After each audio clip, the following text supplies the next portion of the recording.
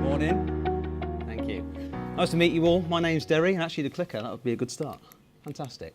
So, before I actually get into speaking about gamification, it's a horrible word, and I won't lie, I don't like the word. Many of you probably don't know what it means, and if you do, there's a lot of different definitions that you'll be given. I want to start off with a few questions. How many of you have got kids or siblings under the age of 18? Okay. How many of them play video games? You can probably see where this is going. Do any of you recognize this? The laughs tell the whole story. I imagine a lot of you have probably spent a bit too much money out of your wallets on this game for your kids. It is the global sensation taking over the world, Fortnite. This is a game where basically 100 of you are dropped onto a map and you fight until you are the last one to survive. And you've probably seen the stupid dances that people pay 25, 30 pounds for. It's crazy to think about when you think about it. But it's one of those games that's definitely kind of taking over the world and really influencing the youth of today.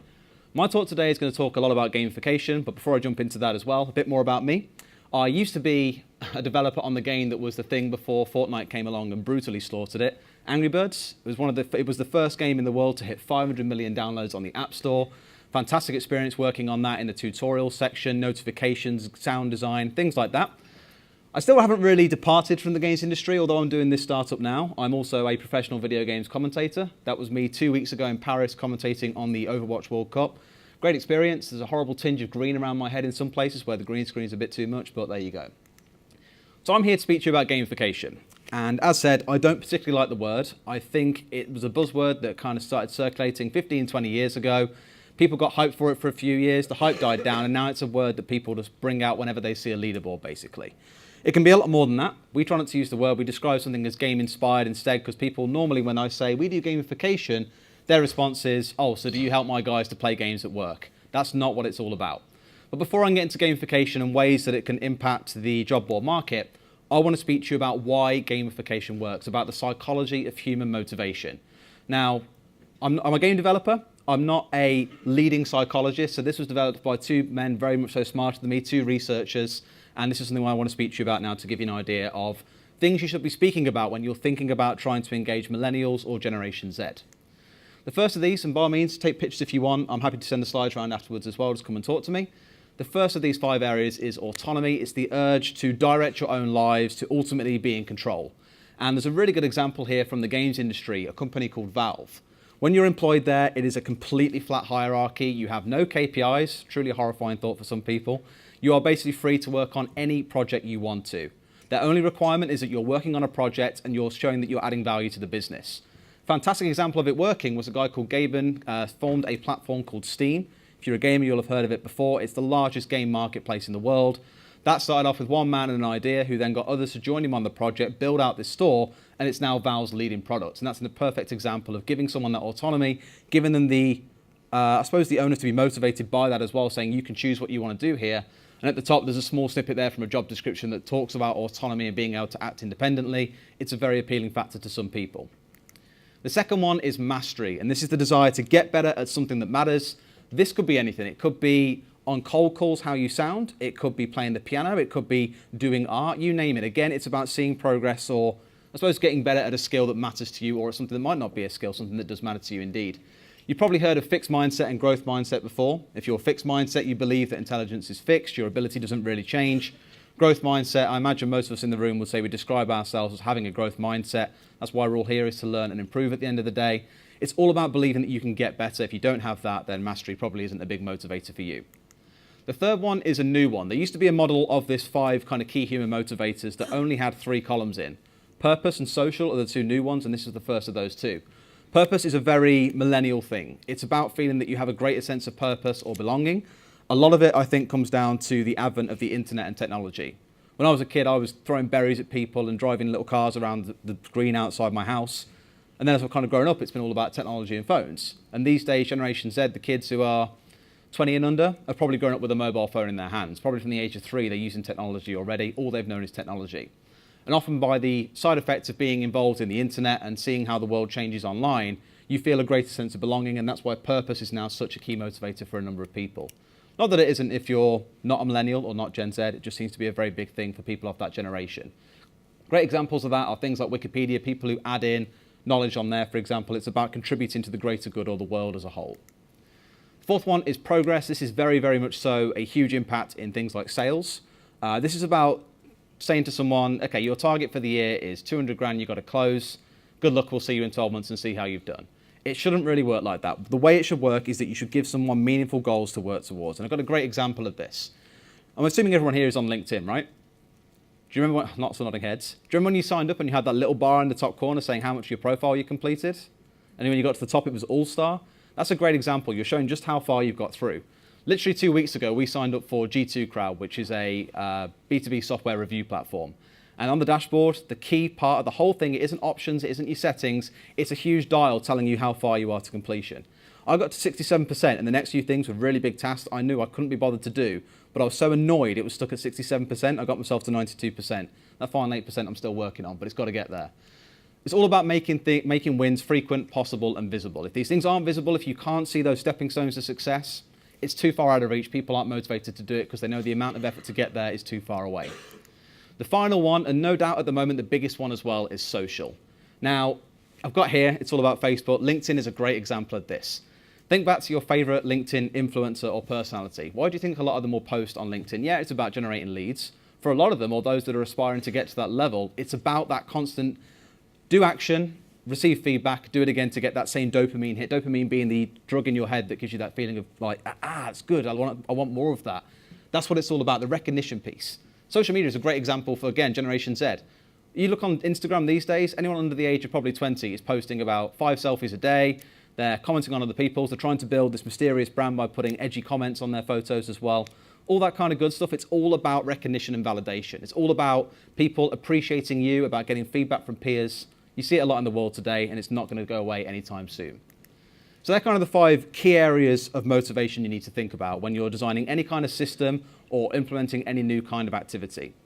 Gamification uses data, human psychology, and then obviously itself in gamification to drive results or get end goals. The actual formal definition of it is using game mechanics in non-gaming context to achieve a desired goal or drive a desired behavior. Again, a very stuffy definition, one that I've never really been a huge fan of. I'd rather than just say we're using bits of video games to try and make things more fun. It's a lot more plain, it's a lot more obvious what it's doing, but there you go. There's some ideas here that I've thrown up on the slide. I won't read every single one of them out, but these are some of the things you need to be looking to do with a system like this. Don't go into a thing thinking, we need gamification in this. Go into it thinking about what goal you want to achieve and then look at how gamification can help you get there. Think about those motivators I just mentioned. If the system is weak at hitting those motivators by default, that's when you want to start thinking about gamification or other methods of motivating people to use the system. Some ideas then. So a really good one, and probably the best example I can think. I'm a developer, so it's always a good example. Every single year, Google run a code jam where they offer £15,000 in prizes, and they say, right, anyone around the world can enter this. If you're in Estonia and you're not really a social person, we haven't heard of you, we still want you to compete. Google use this to hire developers. Quite obvious, right? The best developers are getting in there, getting to the later stages in the competition. You could do something very similar. If you're hiring tech talent through your job board, one, it's a great way of getting yourself visibility in a tech community with companies, with candidates. Have a think about ways you can do it yourself. You can even get your clients to sponsor it as well and do a co-branded thing as well, so the cost to you is heavily reduced. A nice way to think about it. Some companies do this, but for the most part have been relatively weak. Just make sure, again, it's something that's appealing to those who are in that kind of area. So I mentioned at the top that the motivators I mentioned earlier on, the social piece, you'd be surprised what putting someone's name on a leaderboard and saying what points they got actually did for the Google Code Jam a few years ago. So have a think about that as one piece. The second one, you've probably heard of virtual job fairs before. There's lots of software out there. I did a quick Google the other day of virtual job fair software. Tons of results popped up. Most of them, I'll be honest, weren't really the best. Looks a bit crap. Some look really good. The one thing you need to think about with it again is how you can drive activity on there. You can announce to all the candidates in your database and be like, hey, we've got a virtual job fair going on. Come and speak to these guys. Okay, some will turn up, but how can you drive more there? How can you keep them there longer? How can you encourage them to speak to more of the attendees or exhibitors, as it were? This could be anything like Quest, by going around and speaking to people, do this and we'll help you out with this. We'll give you a free CV review. Entirely up to you what you choose to offer for that. It could even be puzzles and quizzes as a way to enhance their knowledge. If you offer that carrot at the end and again show the steps of progress to get there, that's a great way of making this more engaging for the candidates in the long run. The workplace simulator, and this is a good one. I'll show you in a second a good example of this that's actually not a workplace simulator, but is a game that implements a workplace simulator. It's utterly bizarre. You've probably seen these before as well. A few companies have used these to give employees or future employees an idea of what working at a company looks like. So you'll have people that you can interact with, you can click on, and they'll speak and go, yeah, I've worked here for X many years, here's what I like about it, here's what I think of this department, things like that. The whole idea is helping you to understand the purpose of that company, understand how they work, where you fit in.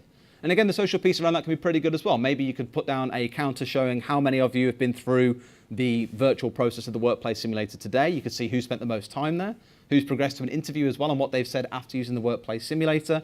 Again, using that social proof can be a really big part of that. And I wasn't lying, this is literally a game on Steam, that store I mentioned earlier on by Valve. There's a workplace simulator, and I think this one here, world's most average worker. So full of humor and a bit of comedy. This is probably a big key thing to mention, slightly aside to gamification. If you're going to do things like this, speak in the language of the candidates you're trying to appeal to. There's a fantastic example, and I wish I'd put it in the slideshow. I chose not to because there's a bit of vulgar language in there, it was like a lending service for young people. And it was a text exchange going, oh, my credit rating's really bad. And the person responded, oh, you send something. And someone's like, oh, well, what's that? And they then drop a typical corporate reply of, here's what it is and why you should use it. One of their guys, who's now been fired, sadly, put a response in there where someone said, oh, my credit rating's really bad. And it's like, he responds, oh, we'll just use this send thing. And he's like, what the F is that? And this guy goes, don't catch an attitude with me, you little bitch. I'm trying to help you improve your credit rating here. It was hilarious. And it went viral on Instagram because people associated with it. I'm not saying go out there and stick words like bitch and all kinds of slander across your mediums, but think of a way to speak in their language. Just go onto Instagram, type in a hashtag, and look at what people are putting on Instagram. It'll give you a really good idea of the language they're using. Because at the end of the day, everyone here has got a website. There's lots of job boards. Every business in the world has got a website, actually. If you want to stand out, you've got to be different. If that's language you use, if it's using things like gamification to try and stand out, you've got to be a bit more different. The final idea, have any of you used Reddit before? A few hands, big kind of like social, well, they call it the front page of the internet. It's meant to be a news site, but these days it's got all kinds of subreddits on there for talking about gaming, sharing pictures of cute pets, you name it. It's got all kinds of stuff. This is about trying to build a community where you're kind of not the leading face of this. It's about the community and other candidates themselves. I mentioned earlier on with the virtual job fair, sharing testimonials or use cases of people who've been through the job fair, gone and got a job, and what their real thoughts are of that company. Just trying to, again, appeal to that social side of things. The karma and points thing on Reddit, people will literally try and post unique things on Reddit to try and get people to upvote it. Because on your profile, it then tells you how many upvotes you've got. People are very precious about collecting points like that. Imagine if they had like a total like counter on LinkedIn or on Reddit, for example, on Facebook, for example. You'd find a lot of people are just putting posts up then to try and collect likes. It's a vanity thing. Same as people who are very, very precious about the number of followers they've got on LinkedIn, for example. That's pretty much the summary, though. There are loads of other ideas I have for you. If you want to come and have a chat with me afterwards, I'm more than happy to share some ideas. I did briefly mention earlier on, my company is OneUp Sales. We do things like gamified leaderboards for sales teams. Not really what I'm here about today, though. It's all about this gamification piece. I'll be around at lunch, by all means. Come and grab a coffee and we'll have a good chat. Thank you.